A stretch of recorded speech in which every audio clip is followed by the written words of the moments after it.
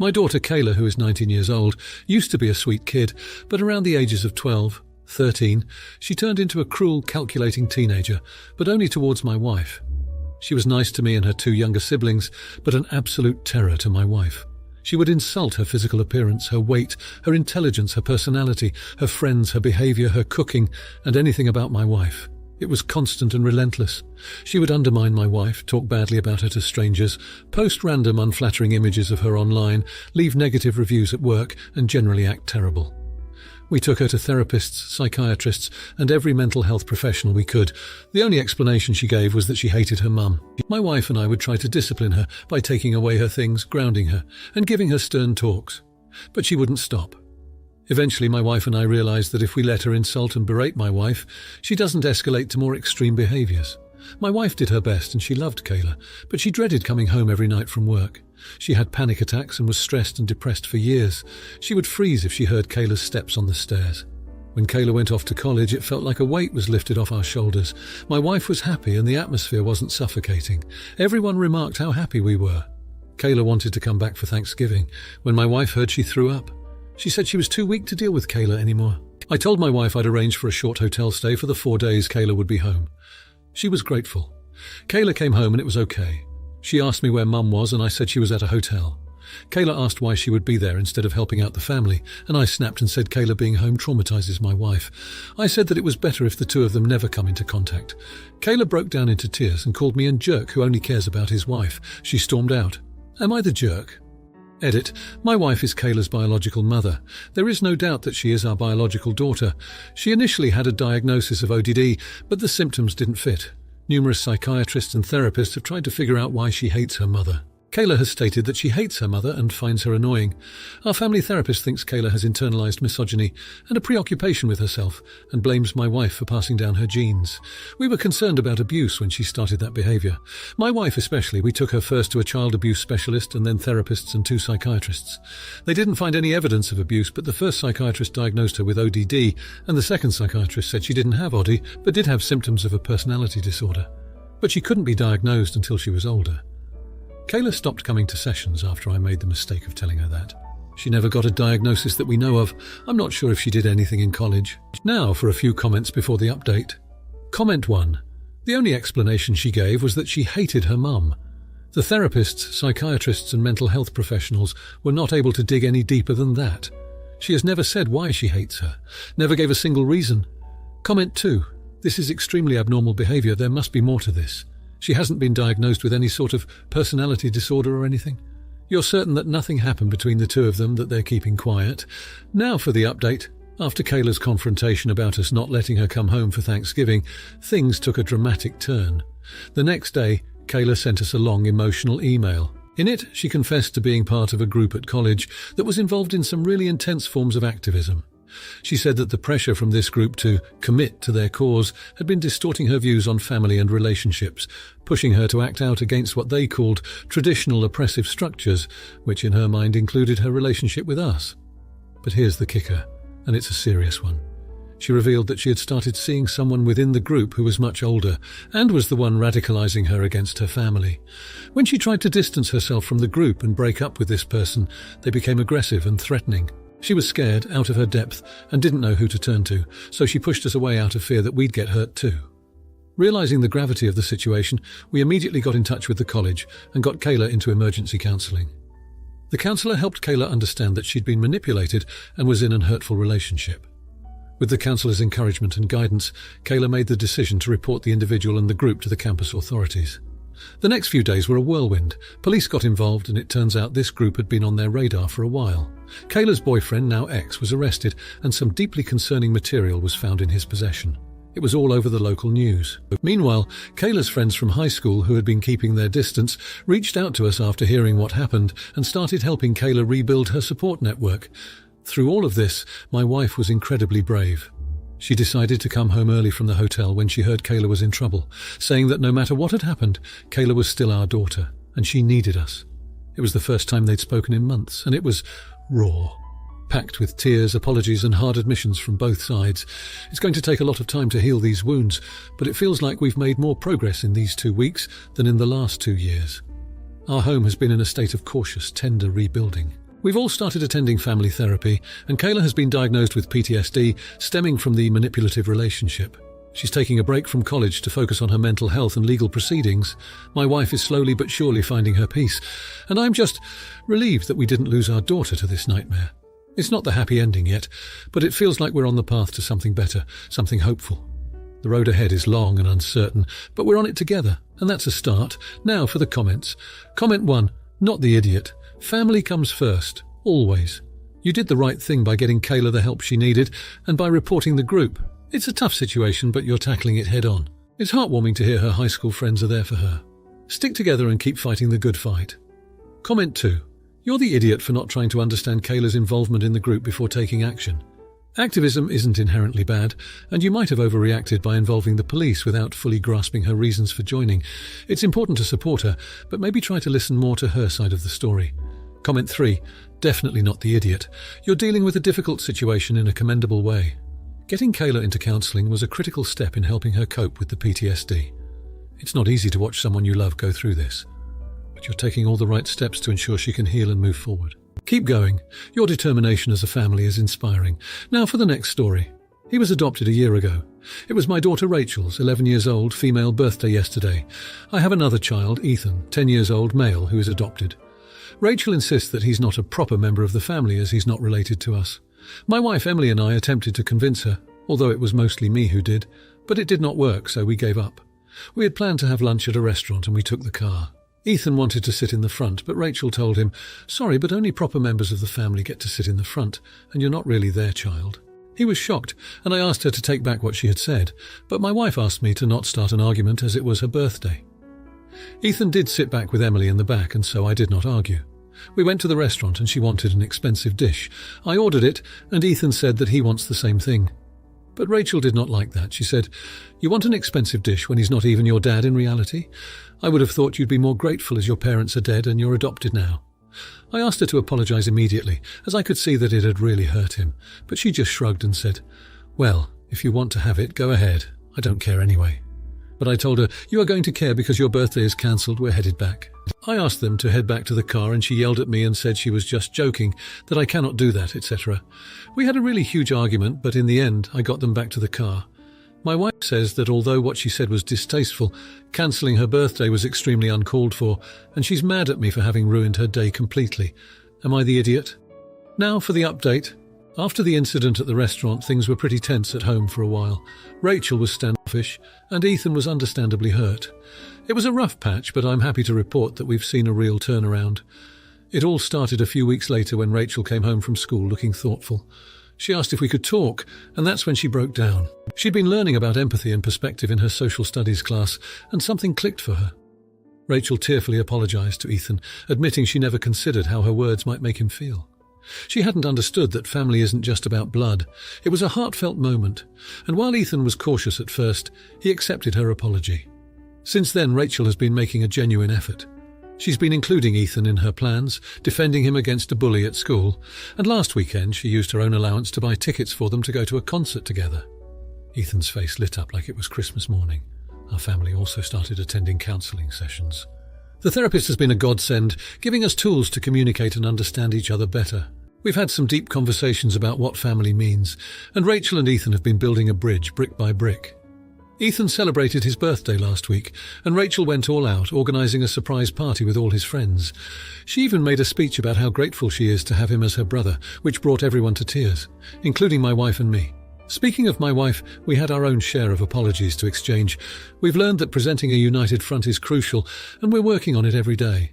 We still have our moments, don't get me wrong, but we've come a long way from that day at the restaurant. It's heartwarming to see Rachel and Ethan laughing together now. The healing process isn't over, but it's well underway, and that's something I'm profoundly grateful for. Now, for the comments. Comment 1. Not the idiot. It's heartwarming to see a family come together after a rough patch. Rachel learning about empathy and applying it to her relationship with Ethan is a beautiful example of personal growth. Counselling is a great step too. Healing is a process, and it sounds like you're all committed to it. Comment 2. You're the idiot. It took a tense incident for your family to realise the importance of empathy and communication. That's a bit late in the game. Apologies are a start, but it shouldn't have taken a meltdown for everyone to treat each other with basic respect. I hope the counselling helps, but you all dropped the ball initially. Comment 3. Not the idiot. Everyone makes mistakes, but not everyone owns up to them. It's impressive that you're all taking steps towards reconciliation. Rachel's actions show maturity beyond her years, and the birthday party is a sweet touch. Counselling isn't easy, but it shows a commitment to change. Keep it up. Now for the next story. My daughter Ava, 14 years old, is a good kid in general. She gets good grades and is pretty quiet at school, sticking to her friend group and not causing issues. I was surprised to receive a call today that I needed to pick her up since she got in trouble at school. Basically what happened was the class clown Mia was messing around in class, dancing and singing for no reason. My daughter had enough and told her to shut the frick up, that no one likes her, and that she is the reason no one enjoys school. A student recorded the whole thing. Mia ended up crying and they were both sent to the principal's office. The principal wanted my daughter to give an apology to Mia. I told them no and that we're leaving. This started the mum telling me that her daughter needs an apology. I told her that her kid is a brat and she should learn how to behave in class. That if she wasn't annoying as all hell, my daughter wouldn't have snapped after 5 months. She called me a jerk and my daughter is iffy if she should apologise, so I'm making her apologise. Edit to clear stuff up. This was asked. The teacher was trying to get her back to her seat.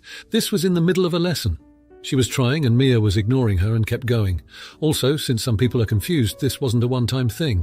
According to my daughter, she had 5 months of dealing with Mia and her behaviour. Another question I've seen, does she have ADHD? No idea, not my kid. If she does, it may explain some things but doesn't excuse it. Update 1. So some stuff has happened since I posted this. It got out what my daughter did to the other parents, and they have sent me email receipts of how many times they tried to get the school to do something about Mia. Most of the parents are pissed Ava had to go to the principals. The principal has sent an email about conduct in the classroom and a new policy that if kids disrupt a class, they will be taking action. Don't know what that means yet. Now for a few comments before the update. Comment 1. Not the idiot, but where is the teacher when this class clown is doing her thing? Why do the kids have to tell her to sit down and shut up? Both parents are in the wrong. One doesn't know her child is a brat, and your child should apologise to the class and teacher. Comment 2. Ava must have more of a reason than that the girl was dancing.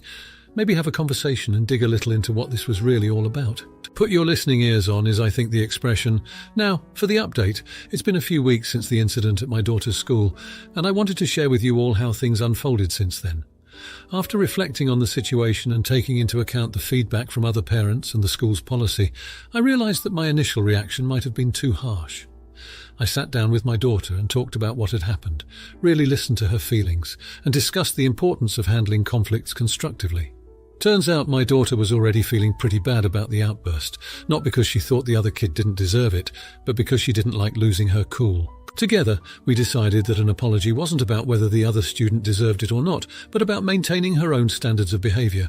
She agreed to apologise to her classmate, but she also wanted to express how his actions affected her.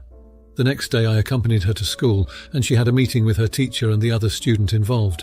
In a mature move that made me swell with pride, my daughter apologised for her outburst, and then calmly explained why she was upset. To my surprise, the other student also apologised for being disruptive. The teacher facilitated a really constructive conversation about respect and communication, and they both shook hands at the end. Since then, I've noticed a change in my daughter. She's more resilient and has been using her words to express herself when she's frustrated.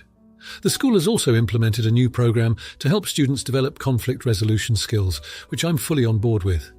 Most heartwarming of all, my daughter and the classmate have been getting along much better. They're not best friends, but there's a newfound mutual respect between them. It's been a learning curve for all of us, and I'm grateful for the way it turned out.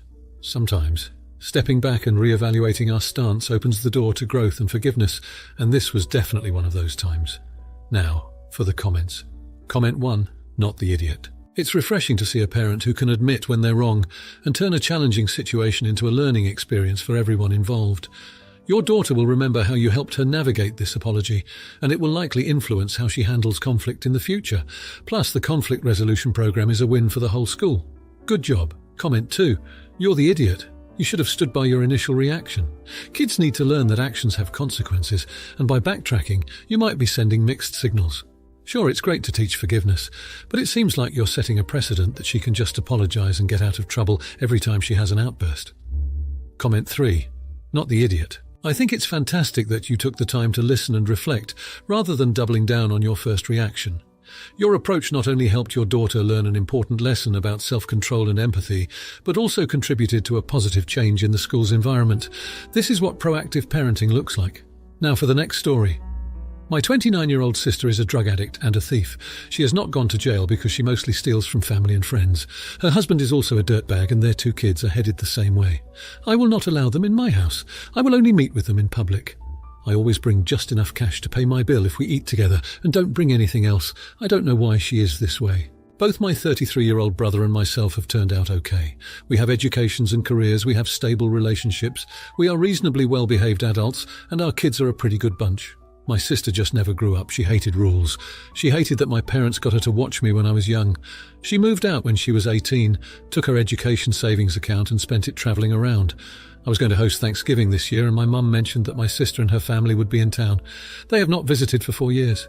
She asked me to include them. Hard no.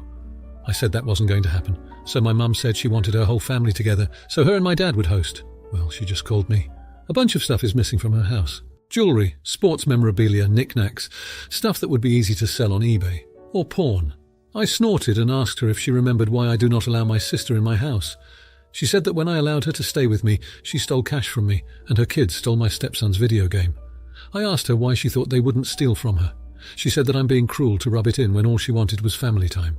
Now, for a few comments before the update. Comment 1. Not the idiot.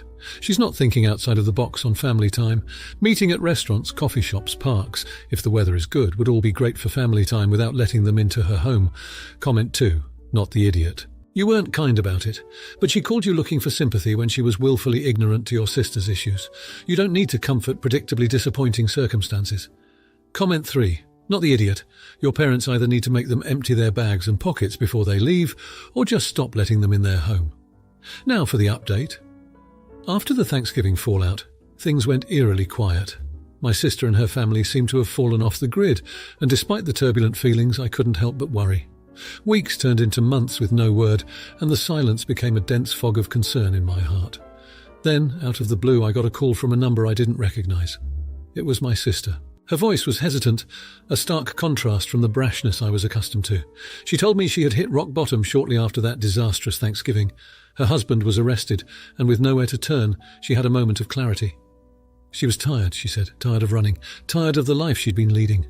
She had checked herself into a rehab facility, and her kids were staying with a family friend who was giving them the care and structure they desperately needed. As the weeks turned into months, her updates became a regular part of my routine. She didn't ask for anything except for someone to listen, and for the first time in my life, I heard my sister ask for forgiveness. Our conversations were raw and painful, but through them I saw the glimpses of the sister I thought I had lost long ago. The biggest surprise came about 6 months after that first call. She invited me to her graduation from the program. I went, holding my breath and bracing for the flood of emotions. Watching her accept her certificate, I felt a tight knot in my chest loosen, and for the first time in years, hope fluttered in its place. After the ceremony, her kids ran up to her, and the group hug they shared was the most genuine expression of love I'd seen from them. It was messy and beautiful, and I couldn't help but join in. We started to rebuild slowly, with my sister finding work and attending regular meetings. Our mother cautiously opened her home to them again, and we've had a few Sunday dinners that, while not perfect, were a far cry from the chaos we used to know. The kids are enrolled in school, and it's like they're blossoming with the stability that's eluded them for so long. This past Thanksgiving, we all gathered at my house. It was the first holiday in years where I didn't feel the need to hide valuables or count my cash before and after. We shared stories and laughter, and I saw my mother's eyes brimming with tears that were, for once, born out of joy rather than sorrow. The road ahead is long and uncertain, but for the first time it's a road we're walking together. And that alone is something I never thought we'd have again. It's not a fairy tale ending, but it's real, it's ours, and it's a start. Now for the comments. Comment 1. Not the idiot. Your sister's journey to recovery is her own, and you've been nothing but supportive by listening and being present for her graduation. Rebuilding trust and relationships takes time, and it's great to see you're giving her that chance. Healing is never linear, and your patience shows immense compassion. Keep walking that road together. That's what family is for. Comment 2. You're the idiot. Honestly, it sounds like you're patting yourself on the back for doing the bare minimum. Your sister went through hell and back, and you're here talking about how there was no fear or chaos at Thanksgiving like it's some kind of achievement. Where was your support when she hit rock bottom? Families should be there for each other, especially during the worst times. Comment 3. Not the idiot. You've shown true strength and familial love by standing with your sister during her recovery. Celebrating her rehab graduation and welcoming her back into the family fold is exactly what she needs to stay on the right path. If you like this video, you'll probably like these too. Also, while you're here, please consider subscribing. It's your support that keeps this channel alive and allows me to make better and longer videos. Have a great day.